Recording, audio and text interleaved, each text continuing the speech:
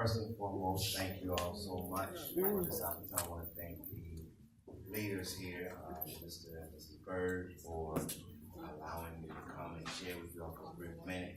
I know that the time is very well spent. I am humbled to be here, and I'm also like, wow, I'm coming behind all the women and that have spoken and everything like that, and the Spirit of God is truly moved. But I do want to just talk to you all briefly about creative writing, how powerful it is in worship. Really briefly, when you think about creative writing, a writer is a person who uses written words in various styles and techniques to communicate their ideas, right? So when a creative writer is one who writing goes outside the bounds of normal professional, journalistic, academic, and technical forms of literature, typically identified by the emphasis on the narrative, character development, and the use of literary tropes of the various traditions of poetry and poetics. So in other words, when I like to look at it from this standpoint, you have a lot of people, when you think of a writer, they are creative. And creatives are a different breed of folk. Which means, as a creative, we see things and think about things totally different than anybody in the world. For example, if you have a glass of water is half full. You got a few people that say, oh, it's just a half full glass of water, or it's, full, whatever they say. But a creative will look at that glass and say, well, it's enough. And you're like, well, what do you mean it's enough? Well, it depends on who that water is for.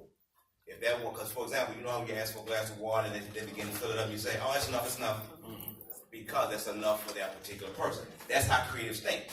It's totally opposite of anything that anybody else would think about. We can see a situation that happened and we see that totally different than anybody else. That's the form of creative.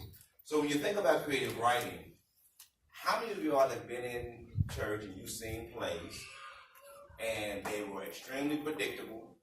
You knew from scene one, the first 5 words in the play, what was going to happen at the end of the play, right?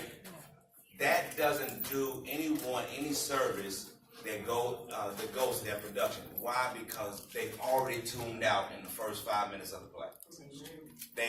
I know what it's going to be about, so I'm just going to sit here and watch Mama Sue just read her lines on the stage and be done with it.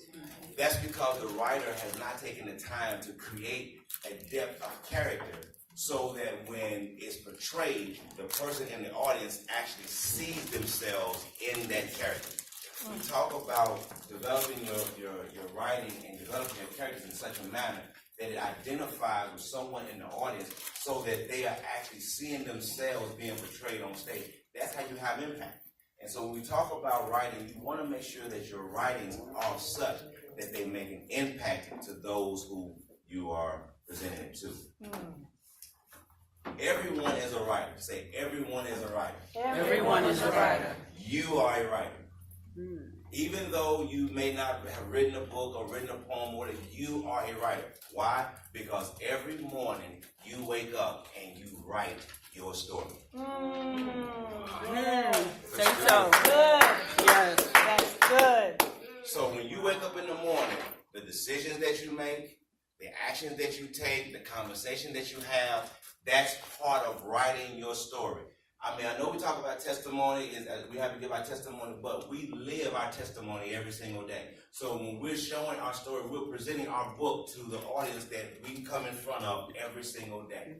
So we are writers of our own stories, okay? Amen. So our writings in worship illustrate our relationship with God. Our words are building materials, lumber to structure the framework of our lives. Our words create.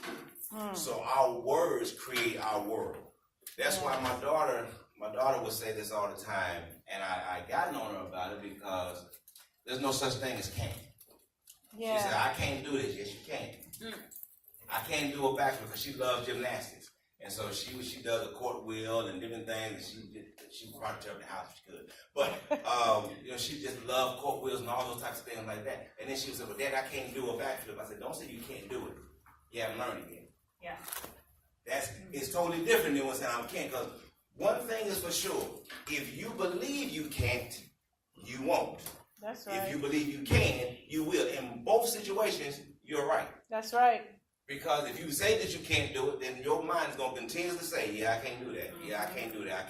I can't write. I can't do it." My mom, the reason how I got started in acting and doing plays and different things like that. My mom, when I was 5 years old, used to have go to the church, and you all, for those you all remember the Easter speeches and the Christmas speeches they used to get back in the day. And Mom would take you to the little table, and then they had all the speeches laid out there, and then all the people go in there and get the little speech. They had like 2 lines, maybe 3 lines, stuff like that. No.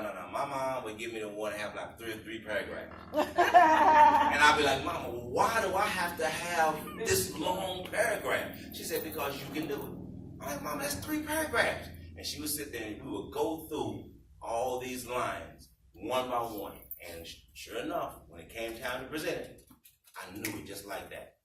As I've gotten older, when we do plays and stuff like that, and they give me monologues, it's nothing for me. I like that. And how do you memorize all that? I said, it was training. I've been doing it for so long. But it was a conversation me and my mom had when my mother made sure that it wasn't about what I can't do. My mother said, "You can't do it." So it was the framework of the words she spoke over me that said I can do it. The words that we speak, they build the framework of the life that we want to live. Yes. All right, so when we talk about, we talked about writing in terms of writing plays and different things of that nature, whether a screenplay or a stage play. I'm going to ask you this question. Who was the greatest storyteller of all time? Anybody know? Jesus. He was the best storyteller ever. Number 1, he knew his audience. Yeah. Number 2, he spoke in parables to make sure that his audience understood. Even though he had a mixed group of audience members in the audience, he told stories that they could completely understand. For example, he had here in Proverbs, let me go back. I'm sorry, let me go forward. In Matthew 9 and 18, it was where Jairus' daughter was dead. And Jairus had went to Jesus to ask him to come to help heal his daughter, right? That was in Matthew 9 and 18. So when you think about this particular story, this story right here talks about a man who lost his daughter. And what did he have to do in terms to getting to Jesus to ask Jesus to come and heal his daughter? When we write plays, let's not be so one-dimensional. Let's not make the play be about, the hip grandmama that, watched BET and now she's talking hip all the time and, she goes and prays one time and the whole family healed. That's so predictable. Let's give some depth. Let's find out, what happened to Jairus' daughter? What were the emotions that Jairus went through? He didn't just come up one day and say, my daughter's sick, I'm going to go see Jesus. There were some things that probably happened to Jairus in his mind mentally. He probably sat and looked at his daughter. He probably cried. He probably worried. He probably did a whole bunch of things before he came to the realization, I need to go to Jesus. In your life, think about your life for a second. When situations happen to you, if we be honest, if situations happen, your first response might not be, let me go pray. Okay, I'm just going to say me. Come on. Let me just be honest. That ain't my first. Certain situations, now I ain't going to say all situations. There are certain situations that will happen that your first response is not, let me go pray.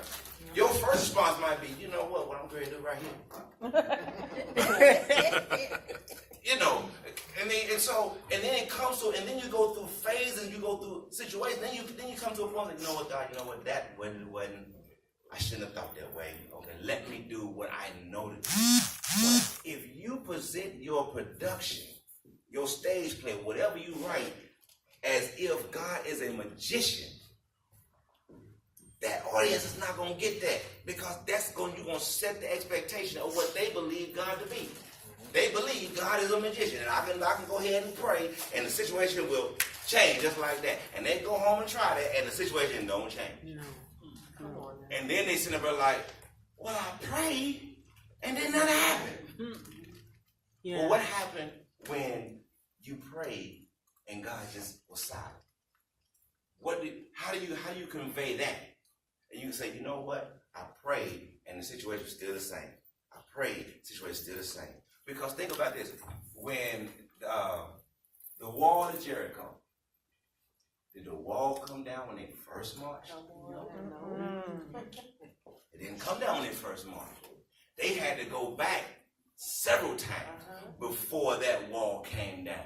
So the prayer, I'm praying for a breakthrough, but it ain't happened yet. I'm praying for a breakthrough, it ain't happened yet. I'm praying for a breakthrough, it ain't happened. So when we talk about plays and we talk about movies and different things like that, this medium that we have, it is a huge tool to convey the presence of God. If it's used right, it can be used that way.